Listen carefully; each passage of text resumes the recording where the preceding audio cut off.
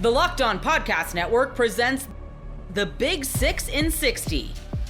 The 6 biggest national sports stories from the local experts of the Locked On Podcast Network. Get the real story, why it matters, what's next, who wins the big game, and more, all in 60 minutes. The Big 6 in 60 starts now with the biggest story in sports.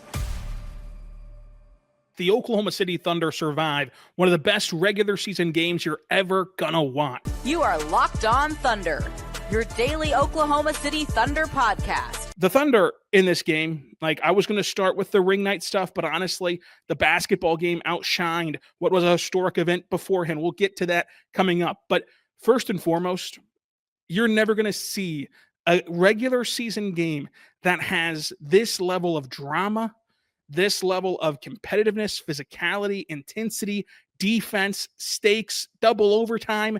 In the end, the Thunder win 125-124 in double OT.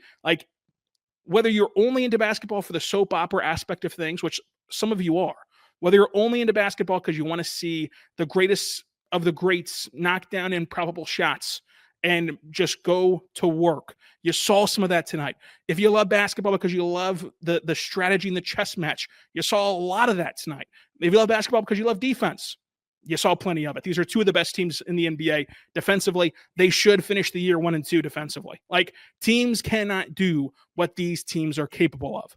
Teams can't match their defensive versatility. They can't match their athleticism. They cannot match their length. They cannot match their ability to play on a string and create havoc on opposing offenses. And they can't do it every single night the way that I believe that Houston can, as they showed a year ago, and Oklahoma City can, as they showed a year ago. These should be 1 and 2 in the Western Conference win total and as a team defense, because I trust them to show up every single night, and that defense carries you a long way. That defense gives you such a big margin for error. You look at tonight, for as frustrated as you were with Oklahoma City's offense for the vast majority, if not the entirety of tonight's game, the reason that they won was because their defense kept them in it. They kept them within striking distance. Houston tried to do a good job of keeping the Thunder at about a 5-6-point arm's length distance for the majority of this contest, but it wasn't enough in the end for Houston to get this win.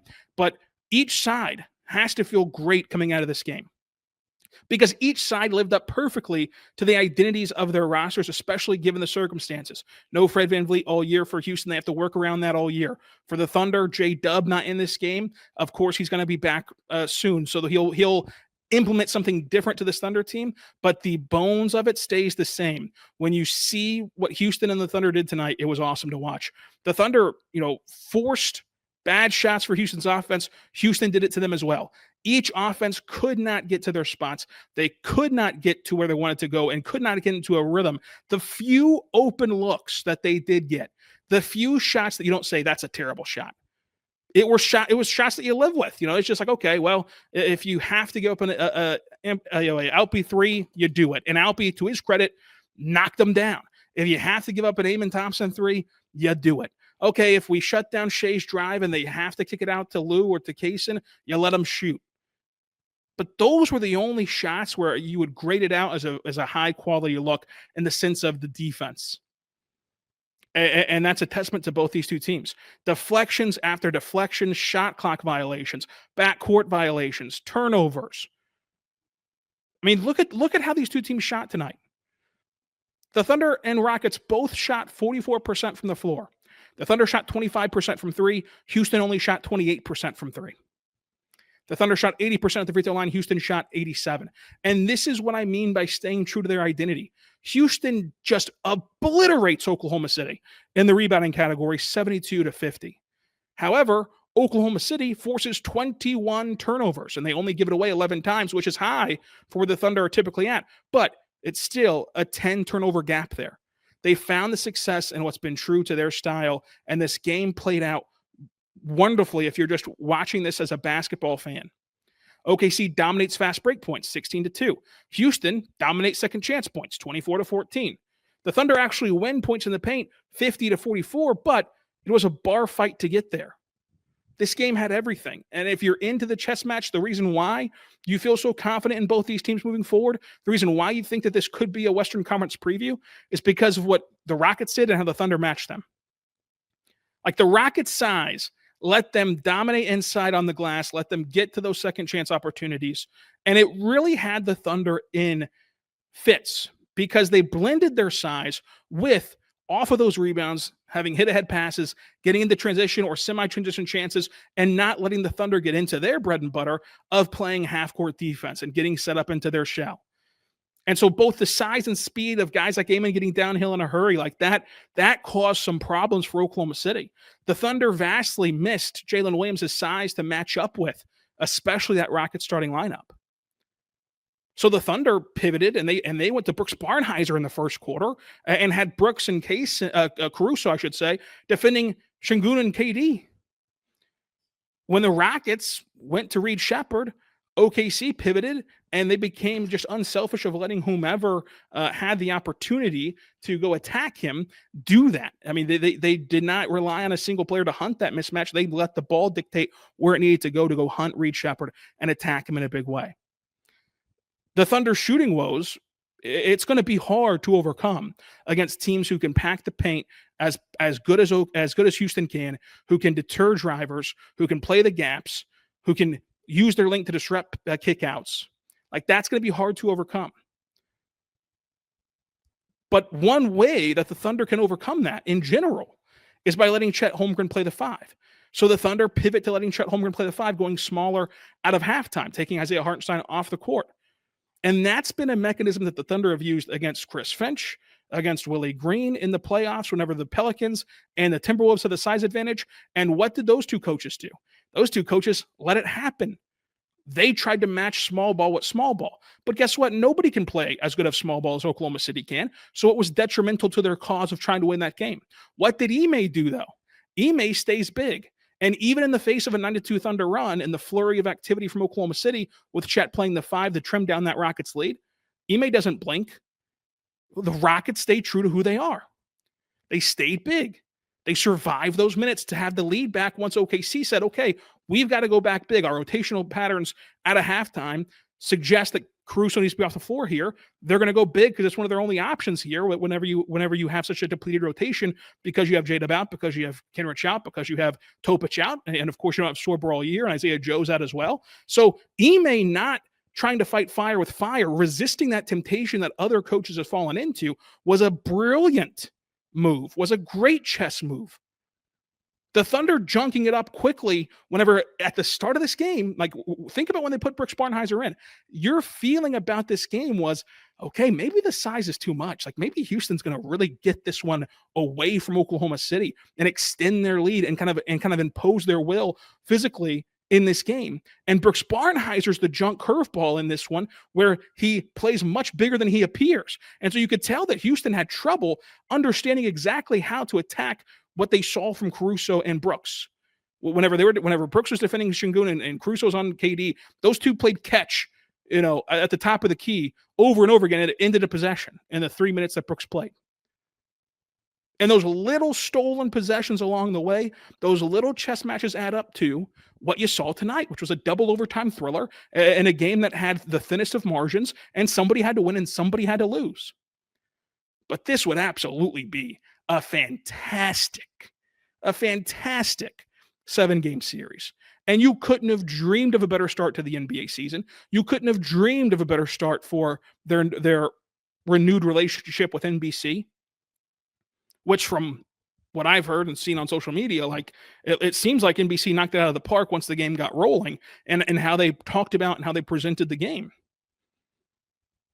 And so if there's anyone who's been on the fence about watching NBA basketball or coming back to the game, who might have left the game during certain points of this recent modern era, like this was a great sales pitch for the league.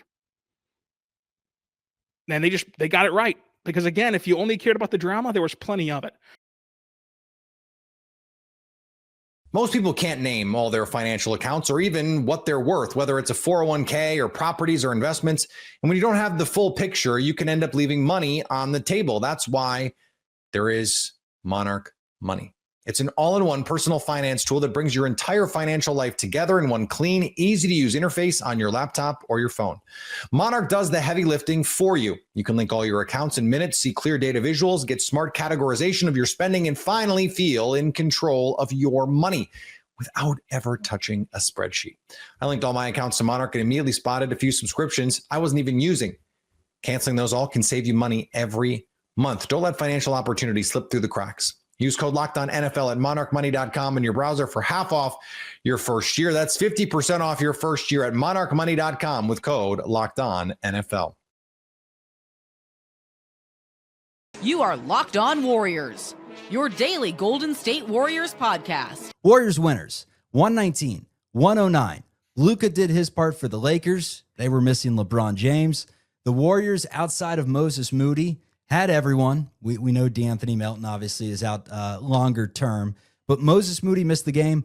The two dudes that were questionable, Jonathan Kuminga and Jimmy Butler, they didn't play like they had anything in question. Both of them awesome. I mean, Kuminga could be the lead story. He was so damn good. But let's start with the fact that the Warriors win it by 10, and Jimmy Butler leads the way pretty much from start to finish. 31 points, 5 rebounds, 4 assists.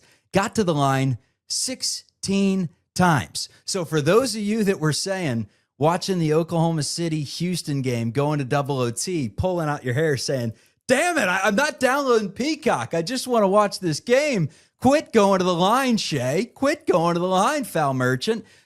Jimmy has done quite a good job of getting the charity stripe and did an amazing job today of knocking down all 16. I mean, that's impressive. Welcome to the show, Kolsky. Welcome to the season. Thanks, buddy. I'm so happy we're finally here. God, it feels like it took forever. Maybe I am a Jimmy homer because I've been a Jimmy Butler guy since he was the last pick of the first round for the Chicago Bulls so many years ago. But I feel like he's up to less shenanigans drawing those fouls than a lot of these dudes. I'm not going to name any other names, but he just kind of creates contact, pump fakes, and guys foul him. He gets hit. I don't see a lot of these free throw attempts where I'm thinking, boy, Jimmy really got over on him there. Like he's playing a game that is creating contact, and it's the stable force thing for me. That's what those free throws represent. In the moments when the Warriors start to get out of control, they always had Steph Curry, but the thing about Steph is like there's a chaos to what he does, right? A Curry flurry is the greatest thing in the world, but it's not exactly slowing the game down and reining it in. So finally, the Warriors have this incredible stabilizing force that more often than not, if things are getting a little out of control, you can give Jimmy the ball and he will get to the line and likely hit those free throws. It is such an incredible gift to have. And I think especially if, Kuminga plays like he did tonight and takes some of the, defending the best wing and running the offense off of Jimmy's plate, that's going to just make it that much easier for Jimmy to give you what he gave you tonight offensively. Because I think down the stretch last year, it got to be a lot to ask of an older guy, having Jimmy as sort of a lead defender and a lead offensive player. But boy, the Kuminga part, 9 rebounds, 6 assists, and 2 turnovers. We'll do a deep dive. We will, but those are the numbers we should look at right away for Kuminga every night, because those are the things that Steve Kerr is looking at. And if he gets 9 rebounds, 6 assists, and 2 turnovers, he's going to play 30 minutes a night, period. Yeah, and he looked physical tonight. Jimmy, always physical. He's strong as a freaking ox, man. Ooh. And he's getting paid a lot of money to be one of the faces of this league. We assume that he's not, because, the Locked On list came out and he was, 29th on our list, 29th best player in the league. You cannot tell me after a performance like tonight, and he doesn't do this every night. If he had this kind of outing every single night, he wouldn't be 29th. But he picks his spots. But when he puts up performances like he did tonight, you can't tell me he's not one of the 15, 20 best players in this entire league and a dude that should be flirting with an all-star appearance this year. Like, he's still got it. He's so smart, sets hard screens. His hands are everywhere. I'd love to see the deflections chart. It just seems like he's always in the right spots. He always makes the right pass. He's sitting there waiting for Curry to back cut. Curry back cuts. He finds them with a perfect bounce pass. He just does the right things consistently every single day, man. He had 1 turnover and 4 assists and 31 points. I mean, good God. He really played an awesome game. The sort of game, and don't think Jimmy isn't thinking of this, but the sort of game in a season opener where literally everybody watching goes, okay, so that's why you give up all those assets and pay him all that money. Like, that's why, right there. He showed it to you. And like you said, he's not going to show it to you 80 times this year, but you hope that he shows it at the right times and enough of the time to put this team in a position it wants to be in at the end of the season. And man, pretty much everybody you would have wanted to make a statement tonight did. Yeah, in flurries too. It was sequences. You had the Buddy Hield sequence in the third where he just got unconscious and knocked down, how many threes was it? Knocked down 5 threes. It felt like in a span of 2 minutes. You had the Kuminga quarter where he hit 3 or 4 threes. Yeah, I think he had 11 points in the third quarter, something like that. Hit 3 threes. 3 threes in the third, and he was shooting them confidently. Kuminga was awesome, and then Curry hits a night on with Noah Eagle on the call. Yeah, I thought we were back in France. You know, it was a ridiculous shot that went in. Did you see Guy was the one who actually gave the night sign for Steph tonight, but there was a definite night. Can't wait for the first nightmare we get from Draymond this season. Yeah. Probably when he throws one down on Gobert again. So I'll tell you what, there were some moments tonight. Speaking of Draymond, who he had a big 20, 3. And he was plus 20, hit a big 3, but I didn't think he even had his best game. There's a lot more Draymond can do on any given night than what he did tonight. But there were some moments where it looked like this game was going to slip out of control. Draymond almost lost it early, although a technical from the bench. My eye roll is as much for the referees there as it is for Draymond. Draymond, let him stop play, it, ref. But also, come on, dude, get over yourself. And then they gave one to Vando for pushing Draymond. Well, that was ridiculous, right? And Jared Vanderbilt knows what he's doing, and he gave it a shot, and it didn't work. But hey, if you can't get Draymond thrown out shortly after halftime, it seems like a good idea for the opposing team. But just in general tonight, Marcus Smart mucked up the game. There were any number of moments where the Warriors were given the opportunity to not be the type of team they want to be, right? To not grab the reins when things are slipping out of control, to not show composure when they need to. And they kind of answered the bell at every one of those turns. Now, it's one night. Congratulations. You're playing again on Thursday. But much like we said several times in the preseason, it continues to look really, really, really good. All the things, looking at the roster on paper, all the things that you would have wanted to see, for the most part, you're seeing. Al Horford was terrible, but you assume he'll come around as the season comes along. And I think for him, it's also going to be about getting used to playing this kind of more reserve role than he's used to. But boy, Kuminga did exactly what you'd want in the starting lineup. Steph had enough moments to prove to you he is still very much Steph Curry. Butler was awesome. The defense overall was just very good.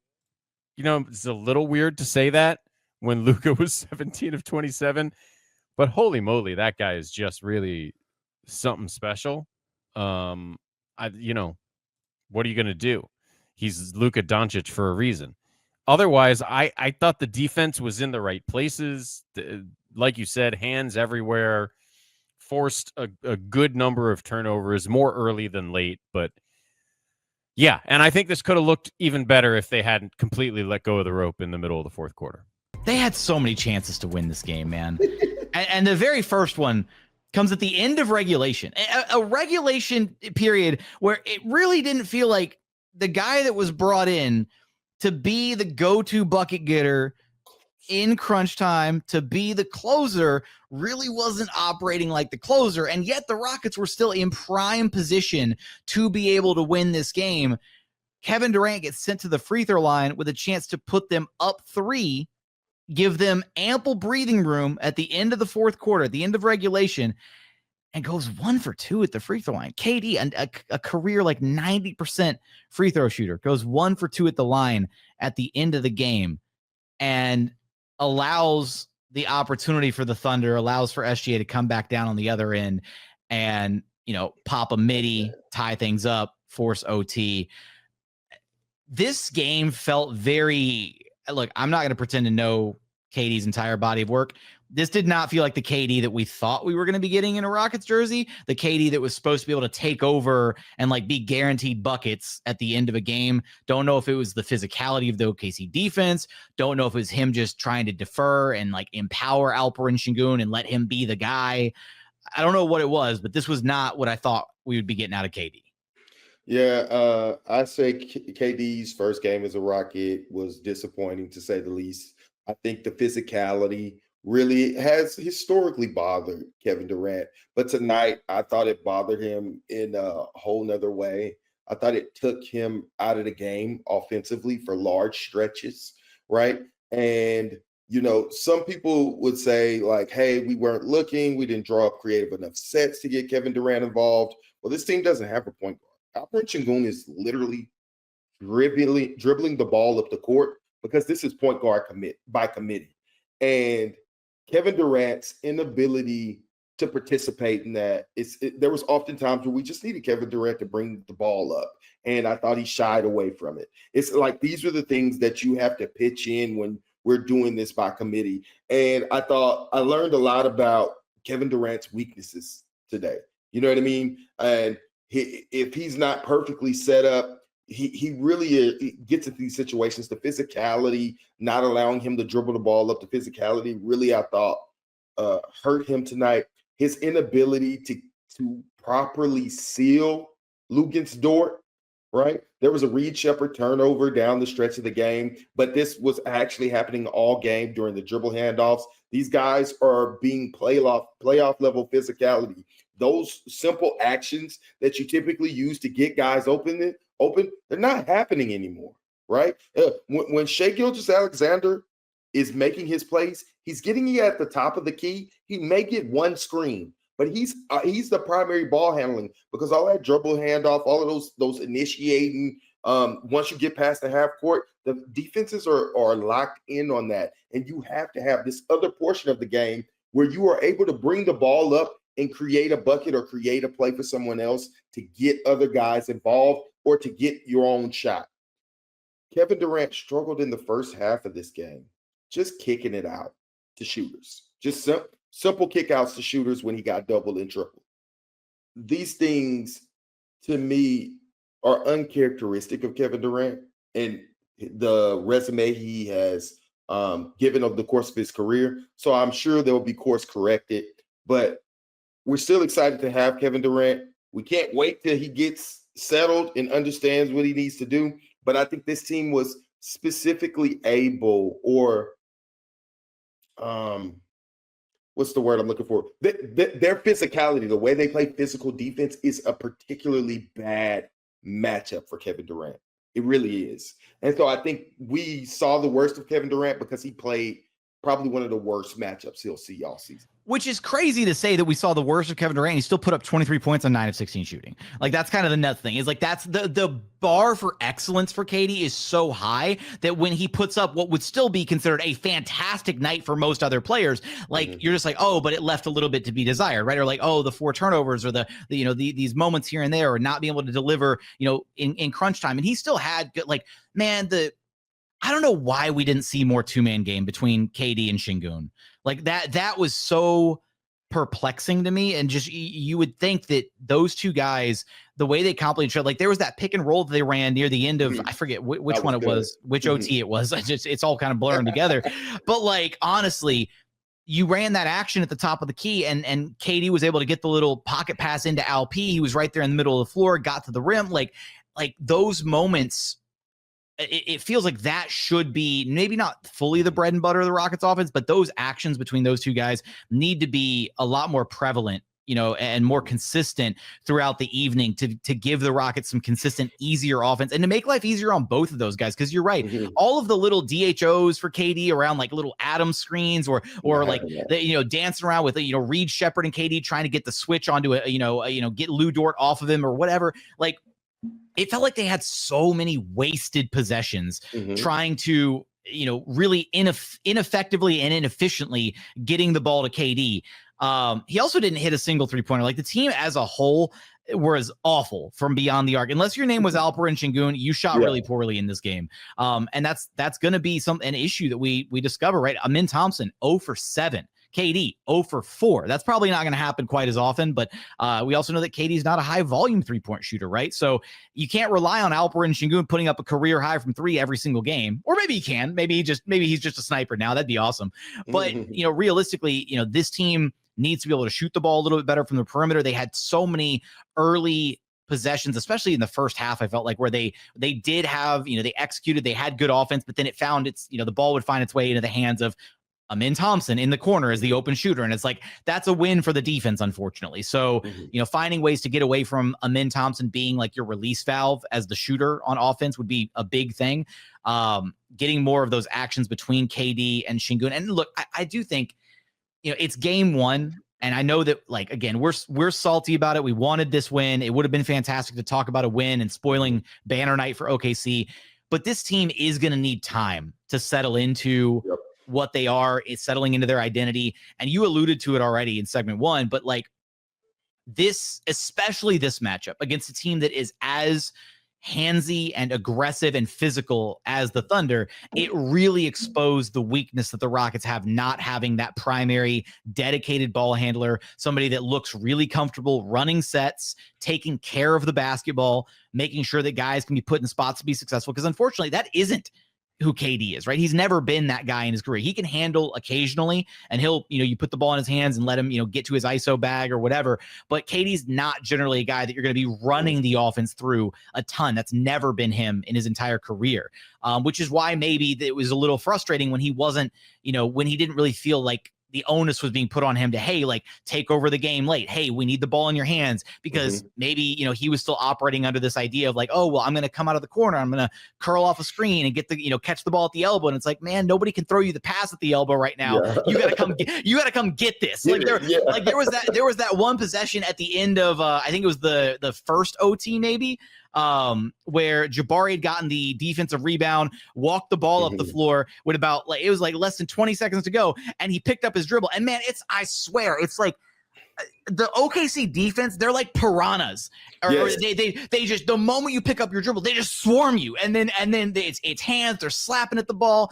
And as soon as Jabari picked up his dribble, Reed tried, and like Sengun was trying to find an angle. Sengun wasn't even out there because it was a defensive possession. It was like, I don't know, it was a whole thing. And then KD was just sitting off in the corner, just minding his own business. And I'm like, dude, you're KD, like, go get the ball and then like try and put a shot up, man. It was, there's going to be growing pains. There's going to be a settling in period, right, where these guys get adjusted, where KD gets settled in, and KD and Sengun and Amin all learn how to play off of one another. This was a really promising, really encouraging first game. The fact that there was so much that did kind of go sideways that can be improved upon, and they were still right there with OKC at the very end after 2 OT periods. But and not to mention, man, the Chris Webber moment, man, that was crazy. Oh my God.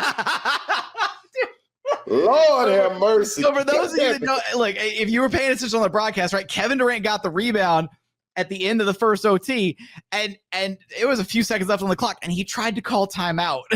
And you can't do that when you don't have timeouts, because that's a technical foul. And I was watching, and I was freaking out, because I was like, no, you're going to give them the tech. Like, they're going to win this on a free throw. And credit to the refs, man, because they could have gone back and done some really messed up. They could have been like, hey, they could have. I mean, the refs have to actually acknowledge the timeout. But also, shout out to Alperen Sengun, who literally kind of did everything for this team that night. Even the awareness to go to KD and be like, bro, we don't have a timeout. Stop. What are you doing? Yeah, man. Kevin, man, that was a roller coaster you put Rockets fans through on the first night, but we still believe in you, dog. We're still happy to have you, man. We know it's 1-82, and it's gonna be much better, better games to come. But Oh man. yeah, man, definitely got a good understanding though of like some of KD's weaknesses, and I think when they go back to film, there'll be a lot to improve on, and I think the Rockets will be just fine because honestly, we were leading the entire game. Like the Rockets were firmly in control of this game. Like they were winning this game.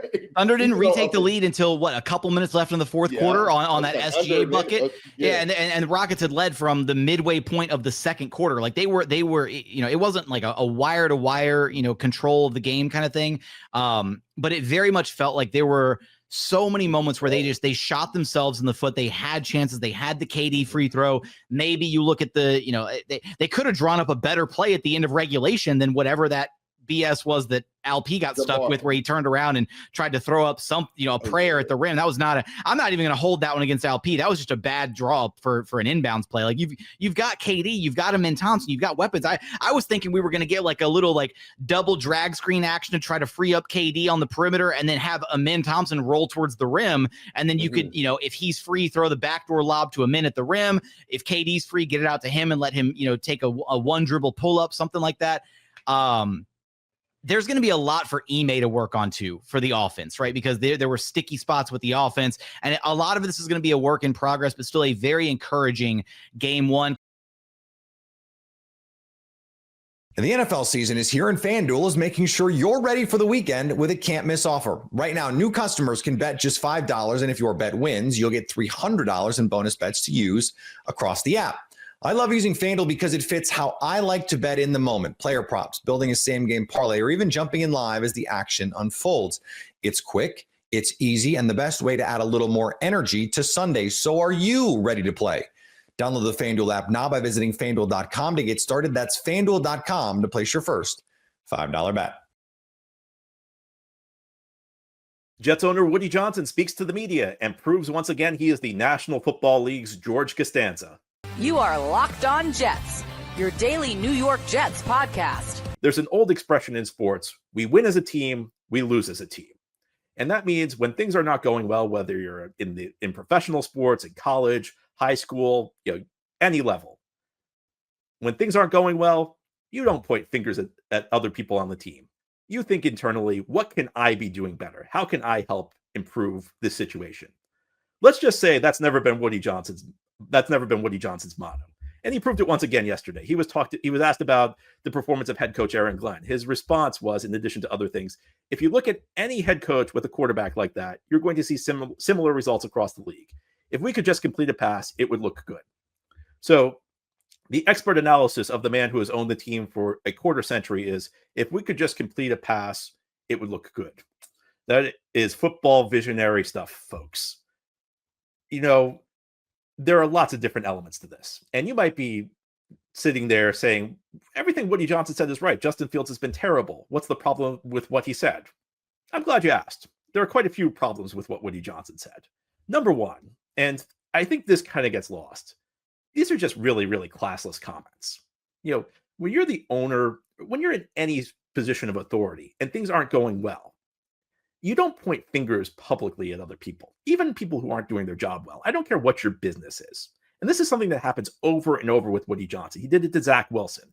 There were reports that after Mike White played a terrible game in Seattle in 2022 that officially eliminated the Jets from the playoffs, he went in and cursed at Mike White in the locker room. Winning organizations don't do this. And I don't care if you're talking about sports. I don't care what field you're in. There's no business that's successful where the owner acts like this.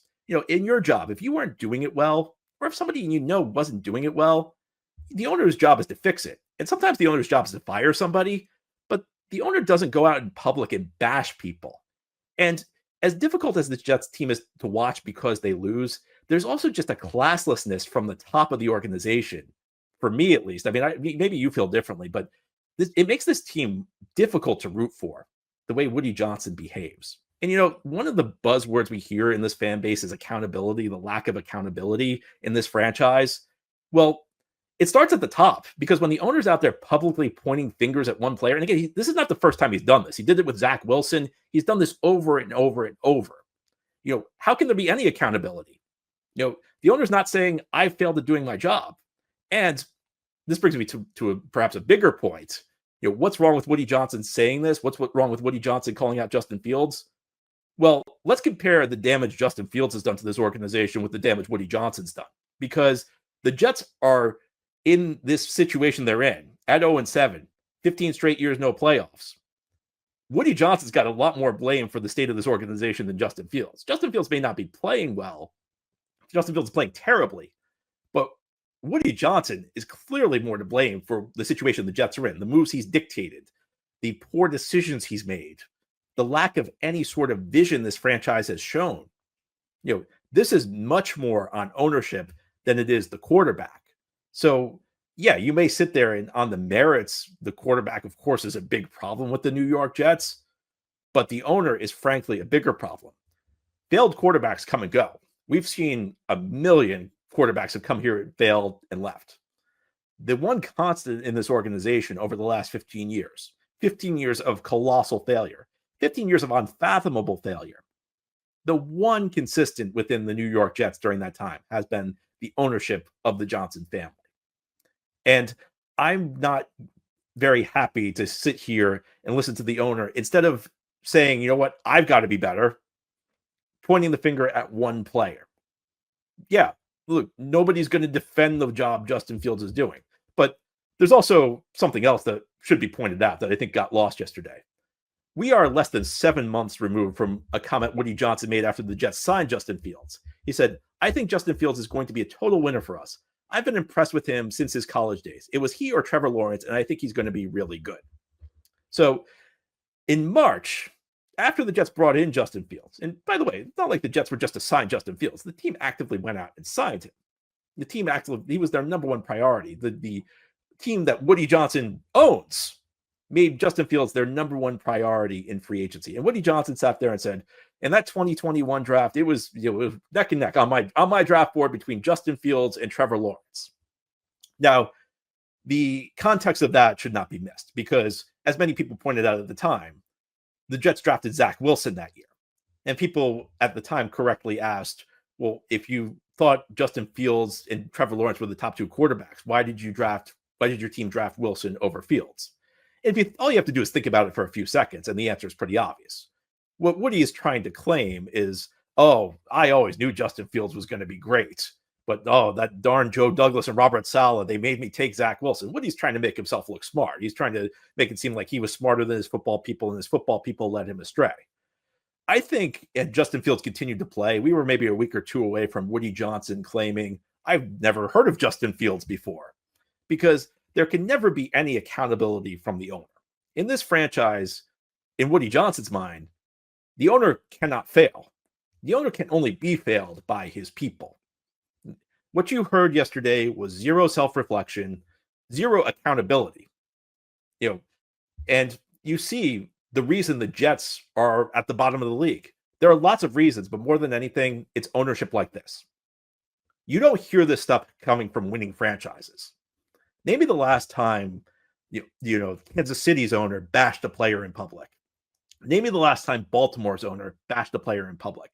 Name me the last time Philadelphia's player bashed an owner in public like this, bashed a player in public like this. It doesn't happen on winning franchises. And winning franchises, the owner sets a tone. Accountability starts at the top. And they don't always get everything right. Look, all the franchises I've named, all the great franchises in this league, Buffalo, you can go down the list. They've made errors as big as the Jets have made. But there's accountability at the top. And they put good people in place, and they put them in positions to succeed. Something that's beyond Woody Johnson. Woody Johnson always thinks that there's one quick fix.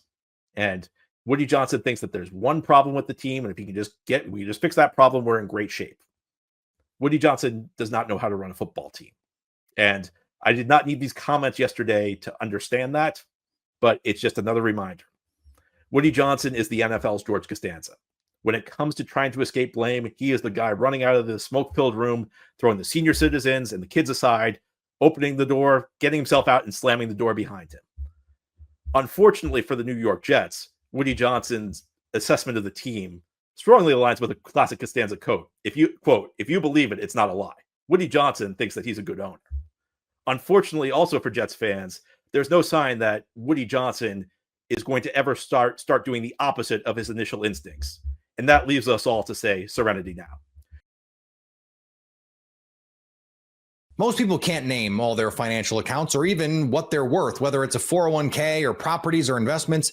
And when you don't have the full picture, you can end up leaving money on the table. That's why there is Monarch Money. It's an all-in-one personal finance tool that brings your entire financial life together in one clean, easy-to-use interface on your laptop or your phone. Monarch does the heavy lifting for you. You can link all your accounts in minutes, see clear data visuals, get smart categorization of your spending, and finally feel in control of your money without ever touching a spreadsheet. I linked all my accounts to Monarch and immediately spotted a few subscriptions I wasn't even using. Canceling those all can save you money every month. Don't let financial opportunities slip through the cracks. Use code LOCKEDONNFL at monarchmoney.com in your browser for half off your first year. That's 50% off your first year at monarchmoney.com with code LOCKEDONNFL. The Denver Broncos could be without Dre Greenlaw on Sunday's game against the Cowboys after the NFL suspended him. You are Locked On Broncos, your daily Denver Broncos podcast. Not the news that we were hoping for on Monday afternoon when the NFL announced that they are suspending Dre Greenlaw 1 game without pay for unsportsmanlike conduct towards an official, something that happened entirely after the Broncos won the game. There's a lot to break down on this, a lot of different angles that we're going to have to tackle here, pun intended. Yeah, I mean, Dre Greenlaw gets accused of allegedly threatening official Brad Allen, who was the head official, the lead of that crew that was officiating the game against the New York Giants. And obviously he had a bone to pick with him because he was kind of jawing at him. There's video of Dre kind of yelling at him a little bit right after the game-winning kick from Will Lutz. And then Brad Allen kind of gets caught up in the thick of all these Broncos players coming in. And he's sort of like, he sort of shoves Justin Cernad to the side. I mean, you could be the judge and watch some of the video footage that's out there. But after he kind of shoves Justin Cernad to the side to get out of that scrum of Broncos players, it seemed like whatever Greenlaw was saying, then his intensity amplified like tenfold after that point, and he starts running after Brad Allen and shouting things at him. Q Robinson kind of restrains him a little bit, pulls him back to the rest of his team. So, of course, we know football is an emotional game, especially for the players. Tempers maybe running at that point, running hot after the game was over for Greenlaw in particular. And I don't know, Cody, we can only speculate at this point, but certainly with Greenlaw appealing the suspension, you really hope this doesn't break he finally got back out onto the field, and now there's a chance he might be missing again for this game against the Cowboys. Look, there's so many different ways we can approach this. I think we can all say, the game is emotional 100%. I've been on the sideline as a player, as a coach. I've been part of some things like that. It's an emotional sport. I think more so, and just knowing Dre, knowing Justin, and knowing the guys in that locker room. I mean, and when you watch it in slow motion too, like the thing that you can clearly see is the official kind of shoving Justin, and Justin turns his head. I mean, if you slow it down, Justin turns his head as if he's saying something to him because he just gets shoved by the official. And I don't know if Brad Allen said anything back, but it drew the ire of Dre Greenlaw, which Dre's always going to go after, go support his guys, stick up for his guys. You love that in a teammate here. And at the same time, I think we can also say Dre probably shouldn't have put himself in that situation, right? But the issue I have with this is it is essentially Brad Allen's word against Dre Greenlaw saying that he was threatened, right? If Dre threatened him, well, it's Brad's word against Dre's. I don't like that. I don't like that one bit. And the NFL is one of the many leagues that go above and beyond to protect officials, and they're the ones that get held accountable the least, I think, in the league. Like that was a poorly officiated game. As we talked about, the Giants had 7 first downs off of penalties alone. Terrible calls across the board throughout that game, 110% here. If anything, like I'm hoping that maybe there's something out there that either like gives us real clarity and truth on the situation, where the cameras are rolling at all times, especially on the field for those post-game celebrations. Remember J.C. Horn chirping at Sean Payton a couple of years ago? Cameras got all that stuff captured. So I'm hoping that something got there, because if Brad Allen is saying that Dre threatened him, then really the NFL is going to believe Brad Allen, and that's why they suspended him. Whereas if there's no audio, it's his word against Dre's. I don't like that. I think it puts the player in an unprecarious situation, and he shouldn't have been in that situation to begin with, but he's defending his guy. I get that. Dre is appealing this, and I'm very curious to see if it gets overturned or if it is upheld. I just think this is just one of those crazy situations. Look, yes, I think you can jaw at guys. And if he's jawing at the official and he's not threatening him, if he didn't threaten him, fine him. Just fine him. I think a suspension is way overblown here by the National Football League, who once again wants to flex their power that they're going to protect officials and never hold officials accountable, and they're going to hold players more accountable at this point. It's frustrating me. It's a little one-sided. There seems to be a double standard.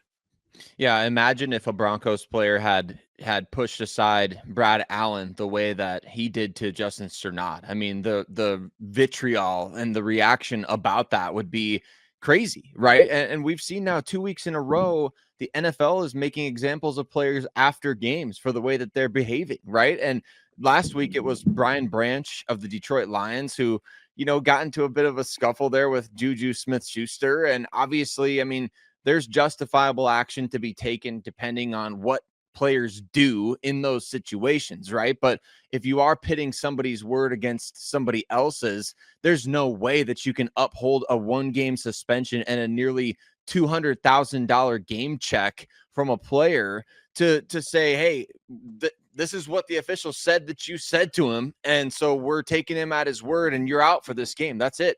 I just don't think that's fair of the league to do that. Now, we don't know at the time of recording this exactly what Dre Greenlaw is alleged to have said to Brad Allen. And I think unless video and audio evidence of it surfaces, Cody, I feel like you can't uphold this suspension. I just don't think you can. Now, you're right. Dre should never have put himself in this situation.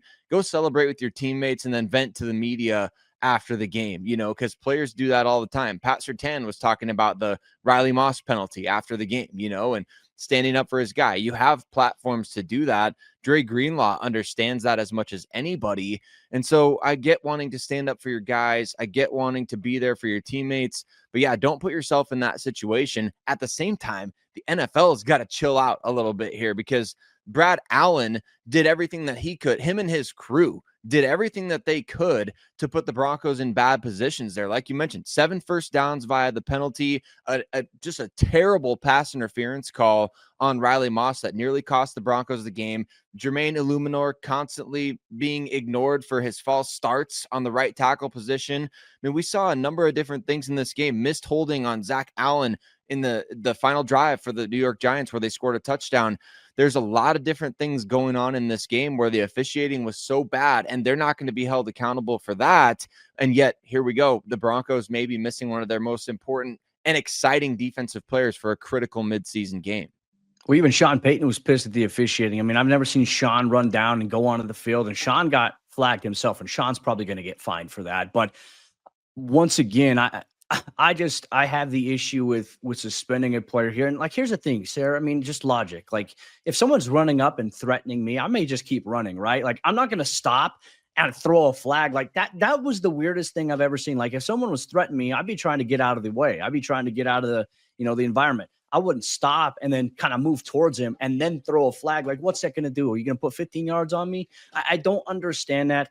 It's just a stupid situation. Should have never happened, unfortunately, here. And now if the Broncos, they're probably going to enter this week as the time that we're sitting down, they're probably going to be preparing as if Dre's not going to play. But I agree with you, Sarah. I think it should be overturned. I think fine him. That's fine. Send out a notice saying it's not okay to talk to officials. Don't go up to officials after the game. Put out a league-wide memo to teams there. I think suspending a player is a little bit over the top here, especially when Dre didn't put his hands on the official, didn't touch the official. He just said words, and we don't know what words were said. And obviously, if Dre said words that were threatening, then okay, then I would agree with the suspension. But we don't officially know that until something actually comes out. If there was actually documented footage captured of what Dre said specifically, it becomes a he said versus he said type of situation. And I would not want to just take the word solely of an NFL official over a player because the NFL official is highly protected.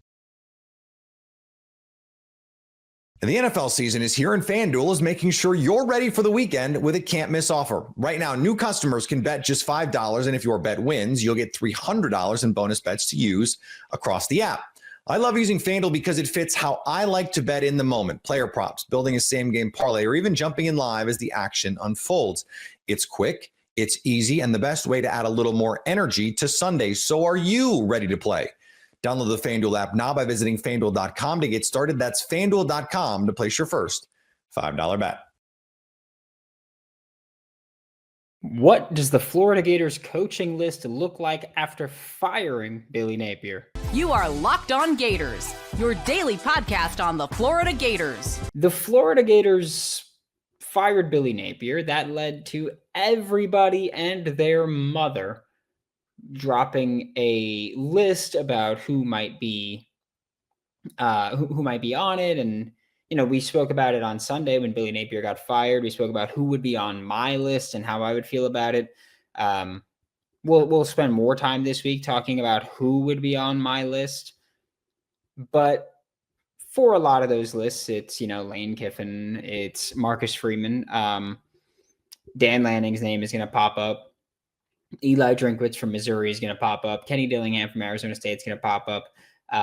James Franklin from Penn State is going to pop up, or formerly from Penn State. Jeff Brom probably isn't popping up enough. Brent Key, Rhett Lashley, a lot of ACC names there. I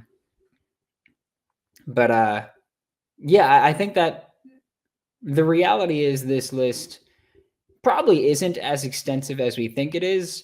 And I'm also curious to know, I guess, how much of this is actually solidified, or if this is kind of, because when I gave my list on Sunday, when Billy Napier got fired, I had it tiered, right? I said, this is tier 1, this is tier 2, or it was tier 1, tier 2 W, and tier 2 A. A for aggressive, W for proven winners, or at least throughout their time as head coaches now. And I do think that most people have, if they were to tier these lists, I do think most of them would have the same tier 1 of Lane Kiffin, Marcus Freeman. I think Dan Lanning would be in a lot of those conversations. Here's the thing about lists and Dan Lanning and all that stuff. There's a lot of factors that go into hiring a football coach, right? It's not just, are you a good football coach? It's, are you a good football coach? What have you done so far with the resources that you've been given? What would you do with the resources that we would give you? Have you recruited the state of Florida before? Have you recruited the Southeast before? Those are very important factors when we talk about hiring a coach at the University of Florida, because it matters, right? Like if you can recruit, Kurt Cignetti was a name that a bunch of people brought up. He, of course, recently signed a contract extension at Indiana. But when Kurt Cignetti was brought up, one of the things was, can you recruit Florida? For a couple of reasons. One, haven't seen him do it, right? Yes, he was on staff at Alabama. When you're on staff with Nick Saban, that kind of recruits itself, right? But we can talk about that Kurt Cignetti time, at least, at Alabama. Sure, then he went to, IUPUI, Elon, James Madison, and then Indiana. None of those are in the Southeast.